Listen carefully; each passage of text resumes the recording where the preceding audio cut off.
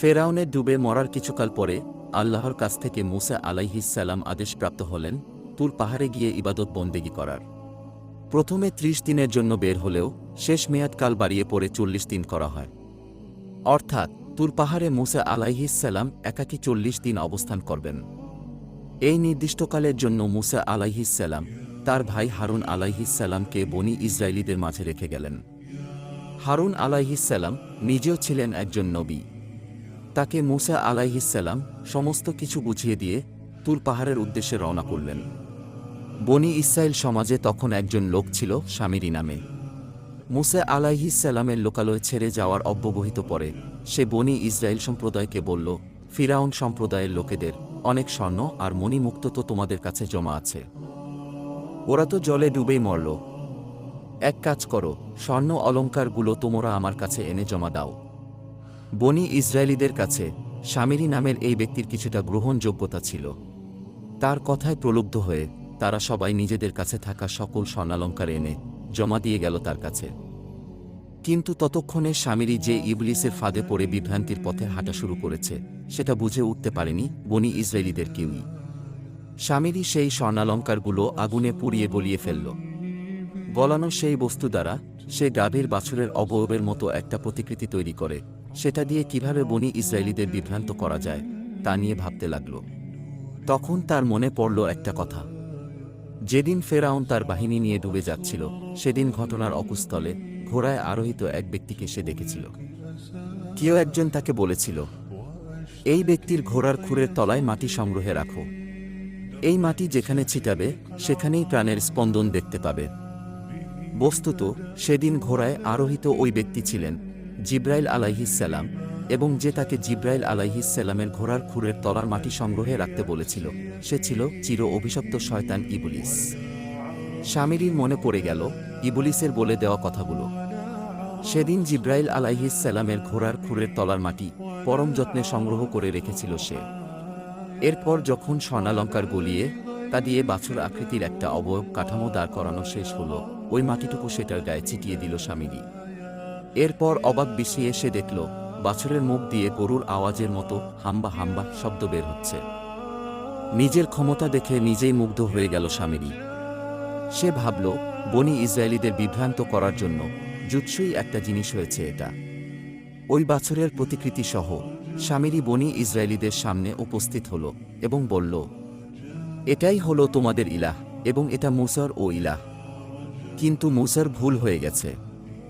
অর্থাৎ শামিরি ওই বাছুরকে দেখিয়ে বনী ইসরায়েলীদের বলল, আমার নিয়ে আসা বাছুরটাই তোমাদের প্রকৃত ইলাহ। মুসা তো এই ইলাহের কথাই তোমাদের বলে থাকে। মুসা ভুলে এটাকে খুঁজতে তুর পাহাড়ে চলে গেছে। শামিরির এই কথায় সকল বনী ইসরায়েলি বিশ্বাস করে ফেলল। এরূপ অবিশ্বাস্য কোনো কিছু ইতপূর্বে যেহেতু তারা দেখেনি, ফলে শামিরির কথাকে অবিশ্বাস্য করাও দুঃসাধ্য তাদের জন্য। তারা ধরে নিল মুসা আলাইহিস সালাম যে ইলাহের কথা তাদের বলেন এই বাছুরই সেই ইলাহ। তারা সদল বলে শামিরির দলে যোগ দিয়ে দিল এবং সেই বাছুরকে নিজেদের উপাস্য ভেবে উপাসনা করতে আরম্ভ করল। মুসা আলাইহিস সালামের ভাই হারুন আলাইহিস সালাম ছিলেন অতিশয় নরম প্রকৃতির মানুষ। মুসা আলাইহিস সালাম তার অবর্তমানে ভাই হারুনকেই বনী ইসরায়েলীদের দায়িত্ব দিয়ে গিয়েছিলেন। তারা যখন সম্মিলিতভাবে শামিরির কথায় বিভ্রান্ত হয়ে বাছুর পুজোয় লিপ্ত হয়ে গেল, তখন হারুন আলাইহিস সালাম তাদেরকে সাবধান করে বলেন, হে আমার সম্প্রদায়, এর দ্বারা তো তোমাদেরকে পরীক্ষায় ফেলা হয়েছে, আর তোমাদের রব তো অতিশয় দয়াময়। কাজেই তোমরা আমার অনুসরণ করো এবং আমার আদেশ মেনে চলো। কিন্তু প্রবৃত্তির মোহে অন্ধ বনী ইসরায়েলীরা হারুন আলাইহিস সালামের কথায় কর্ণপাত করলই না, বরং উল্টো তাকে হত্যা চেষ্টার দুঃসাহসও দেখিয়েছে। বিভ্রান্ত এবং বিকারগ্রস্ত বনী ইসরায়েল কওম এক ইলাহের উপাসনা বাদ দিয়ে লেগে গেল বাছুরের উপাস্যয়। ৪০ দিন তুর পাহাড়ে অবস্থান করে আল্লাহর কাছ থেকে ওহী তথা তাওরাত প্রাপ্ত হয়ে মুসা আলাইহিস সালাম ফিরে এলেন জনপদে। তাওরাতের আয়াতগুলো লেখা ছিল কতিপয় ফলকের মাঝে। জনপদে এসে দেখলেন তার কওম ইতিমধ্যেই আল্লাহকে বাদ দিয়ে একটা কৃত্রিম বাছুরের উপাসনা শুরু করেছে। এত অল্প সময়ের ব্যবধানে বনী ইসরায়েলীদের এমন মাত্রার পদস্খলন মুসা আলাইহিস সালামকে ভীষণভাবে আহত করল। অসম্ভব রেগে গেলেন তিনি। সেই অবস্থার একটা বর্ণনা কুরআনে এসেছে। তারপর মূসা যখন ক্ষোভ আর ক্রোধ নিয়ে তার লোকজনের কাছে ফিরে এলো, তখন বলল, আমার অনুপস্থিতিতে কত নিকৃষ্টভাবেই না তোমরা আমার প্রতিনিধির দায়িত্ব পালন করেছ। তোমাদের প্রতিপালকের নির্দেশ লাভের পূর্বেই তোমরা তাড়াহুড়ো করে বসলে। অতঃপর সে ফলকগুলো ছুঁড়ে ফেলে দিল এবং স্বীয় ভাই হারুনের মাথার চুল ধরে টেনে নিজের কাছে টেনে নিয়ে এলো। হারুন বলল, আমার মায়ের পেটের ভাই, এ জাতি আমাকে দুর্বল মনে করেছে এবং আমাকে হত্যা করতেও উদ্যত হয়েছে।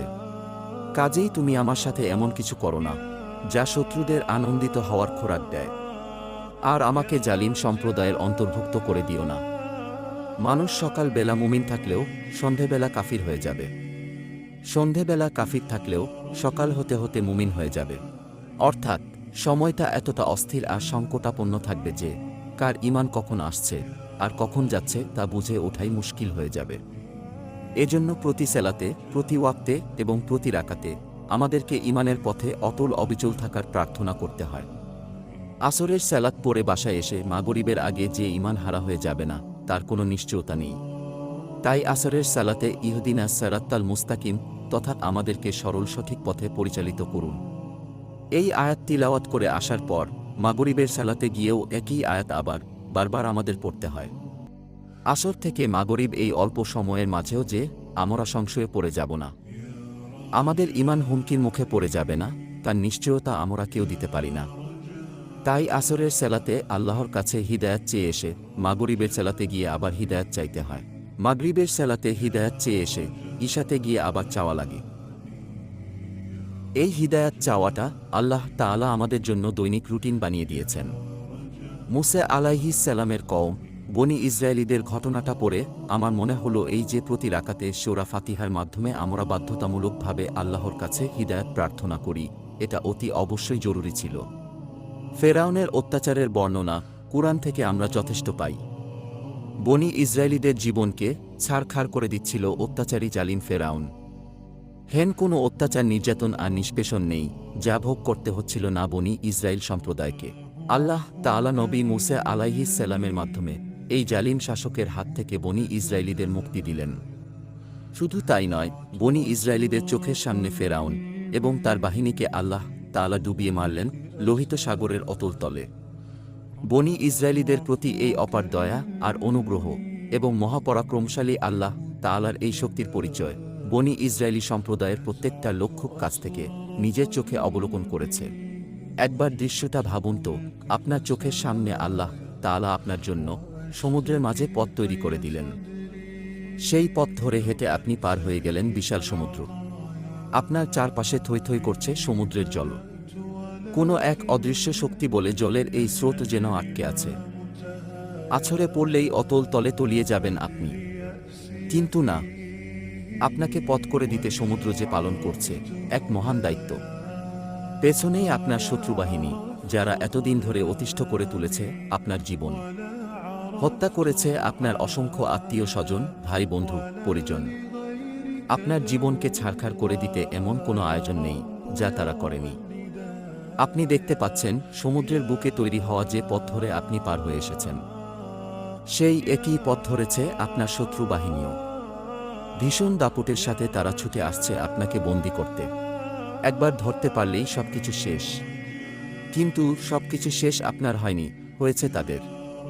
সমুদ্রের যে জল দুভাগ হয়ে আপনার জন্য পথ তৈরি করেছিল, সেই একই জল মাঝ দরিয়ায় আপনার শত্রুবাহিনীর উপরে প্রবল শক্তিতে আছড়ে পড়ল। এমন ঘটনা যদি আপনার জীবনে ঘটত, কেমন হতো আপনার ঈমানের অবস্থা? চিন্তাও করা যায় না। আল্লাহর এমন চাক্ষুষ সাহায্য, এমন অপার রহমত লাভ করতে পারলে যেখানে সারাটা জীবন সাজদায় লুটিয়ে পড়ে কাটিয়ে দেওয়ার কথা, সেখানে বনি ইসরায়েল সম্প্রদায় কি করেছে? ফেরাউনের হাত থেকে মুক্তিলাভের কিছুদিন পরে আল্লাহর আদেশে মুসা আলাইহিস সালাম গেলেন তুর পাহাড়ে। তিনি সেখানে 40 দিন থাকবেন। বনি ইসরায়েল সম্প্রদায়ের কাছে রেখে গেলেন নিজের ভাই হারুন আলাইহিস সালামকে। মুসা আলাইহিস সালামের এই 40 দিনের অনুপস্থিতিতেই বনি ইসরায়েল সম্প্রদায় একটা কৃত্রিম বাছরের মূর্তিকে নিজেদের ইলাহ মেনে নিয়ে উপাসনা শুরু করে দিয়েছে। ভাবতে পারেন কতখানি অকৃতজ্ঞ, অজ্ঞ এবং নরবরে ঈমানের ছিল তারা। এরা স্বচক্ষে মুসা আলাইহিসসালামের মুজিজাগুলো দেখেছে আগে। মুসা আলাইহিসসালামের হাতের লাঠি ছেড়ে দিলে যেটা বিশাল আকারের সাপ হয়ে যেত, সেই ঘটনা এরা জানত। বাক্সতে ভরে কিভাবে মুসা আলাইহিসসালামকে দরিয়ায় ভাসিয়ে দেওয়া হয়েছিল, কিভাবে ফেরাউনের পত্নীর মাধ্যমে মুসা আলাইহিসসালাম ফেরাউনের গৃহে আশ্রয় পান, কিভাবে শত্রুর ঘরে আল্লাহ তাআলা মুসা আলাইহিসসালামকে বড় করে তুলেছেন, এর সবই এদের জানা। তা তো বটেই। মুসা আলাইহিসসালাম তার লাঠি দিয়ে যখন সমুদ্রের পানিতে আঘাত করল, সাথে সাথে সমুদ্র ফুঁড়ে যে রাস্তা তাদের জন্য তৈরি হয়েছে, সেটা কি তারা দেখেনি? তারা কি দেখেনি ফেরাউন তার বাহিনী সমেত কিভাবে ডুবে মরেছে সমুদ্রের অথই জলে? এসব কিছুই তারা দেখেছে। এসব কিছু দেখার পরেও কেবল অল্প কিছু সময়ের ব্যবধানে তারা মুসা আলাইহিসসালামের রবকে ত্যাগ করে পুজো করা শুরু করে দিল একটা কৃত্রিম বাছুরের প্রতিকৃতিকে। এই পদস্খলনকে আপনি কোনো অভিধায় ভূষিত করবেন বলুন? এত আশ্চর্য ঘটনা নিজেদের চোখে দেখে, নিজেদের কানে শুনেও ঈমান হারা হতে তাদের সময় লেগেছে কয়েকটা দিন মাত্র। এত কিছু এত নিবিড়ভাবে দেখার পরেও বনি ইসরায়েলি সম্প্রদায়ের যদি এই অবস্থা হয়, সেখানে আমাদের অবস্থা তো আরও করুণ হওয়ার কথা। তাই বনি ইসরায়েলি সম্প্রদায়ের মতো ঈমান হারা হয়ে চরম দুর্ভোগ আর দুর্দশায় যাতে আমাদের নিপতিত না হতে হয়, সেজন্যই প্রতি ওয়াক্ত সালাতে, প্রতি রাকাতে তিনি আমাদেরকে সেরাতুল মুস্তাকিম তথা ঈমানের পথে তার রাস্তায় থাকার ফরিয়াদ করতে শিখিয়ে দিয়েছেন। আমরা সূরা ফাতিহার মধ্যে প্রতিবার বলি, আমাদেরকে দেখান সরল সঠিক পথ। ওপরের ঘটনা থেকে আরেকটা ব্যাপার ভীষণভাবে লক্ষণীয়। সূরা আল আরাফের ওই আয়াতে হারুন আলাইহিসসালামের একটা কথা কি খেয়াল করেছেন? তুর পাহাড় থেকে 40 দিনের সফর শেষ করে যখন মুসা আলাইহিসসালাম ফিরে এলেন, বনি ইসরায়েল সম্প্রদায়ের এহেন নিকৃষ্টতম পদস্খলন দেখে রাগ আর ক্ষোভে ফেটে পড়েন তিনি। নিজের ক্রোধকে নিয়ন্ত্রণ না করতে পেরে এক পর্যায়ে তিনি হারুন আলাইহিসসালামের চুল ধরে তার দিকে টেনে নিয়ে আসেন। বনি ইসরায়েলীদের পদস্খলনের কারণে ভাই হারুন আলাইহিসসালামের উপরে মুসা আলাইহিসসালামের খানিকটা ক্ষোভ জন্মে, এই কারণে যে তিনি তো এই সম্প্রদায়কে একলা ছেড়ে যাননি, দায়িত্ব দিয়ে রেখে গিয়েছিলেন হারুন আলাইহিসসালামকে। হারুন আলাইহিসসালাম কেন পারলেন না তাদের এই অধঃপতন ঠেকাতে? হারুন আলাইহিসসালাম যে দায়িত্ব পালনে অবহেলা করেননি তা আমরা পূর্বেই জেনেছি। কিন্তু রাগের বশে মুসা আলাইহিসসালাম যখন হারুন আলাইহিসসালামের উপরে চড়াও হলেন, তখন হারুন আলাইহিসসালাম বললেন, তুমি আমার সাথে এমন কিছু করো না যা শত্রুদের আনন্দিত হওয়ার খোরাক দেয়।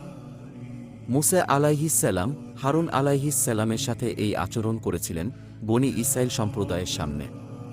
সেজন্যই হারুন আলাইহিসসালাম বলছিলেন তার সাথে এমন কিছু না করতে যা বনি ইসরায়েলীদের আনন্দিত হওয়ার কিংবা মজা লাভের খোরাক দেয়। মুসা আলাইহিসসালাম যদি হারুন আলাইহিসসালামকে মারতে উদ্যত হন কিংবা কর্কশ ভাষায় তিরস্কার করেন অথবা গলা উঁচিয়ে তাকে চলে যেতে বলেন লোকালয় ছেড়ে, এর সবটাই বনি ইসরায়েলীদের আনন্দের খোরাকি হবে। এই আনন্দের খোরাকি পাওয়া বা হাসতে দেওয়া বলতে যে আরবি শব্দ ব্যবহার করা হয়েছে তা এসেছে শামাতাহ শব্দ থেকে, যার অর্থ কাউকে দুর্ভোগে পড়তে দেখলে আনন্দ পাওয়া। এই অভ্যাস অবশ্যই অন্তরের একটা ব্যাধি এবং এই আয়াতেও তা সে অর্থে ব্যবহৃত হয়েছে। কেউ দুর্ভোগে পড়েছে দেখে আনন্দ পাওয়া। আচ্ছা, আমরা নিজেরাও কি এই ব্যাধি থেকে মুক্ত? অন্যকে দুর্ভোগে পড়তে দেখলে মনে মনে আমরাও কি আনন্দ পাই না? কারো চাকরি চলে গেছে শুনলে এমন ভান করি যেন আমরা খুব দুঃখ পেয়েছি, কিন্তু মনে মনে আমাদের সে কি আনন্দ। কেউ পরীক্ষায় ফেল করেছে শুনলে ভালোই লাগে। কারো ব্যবসা ভালো যাচ্ছে না শুনতে পেলে আনন্দে নেচে ওঠে মন। কারো সংসারে শান্তি নেই শুনলে তো দিব্যি শান্তি পাই।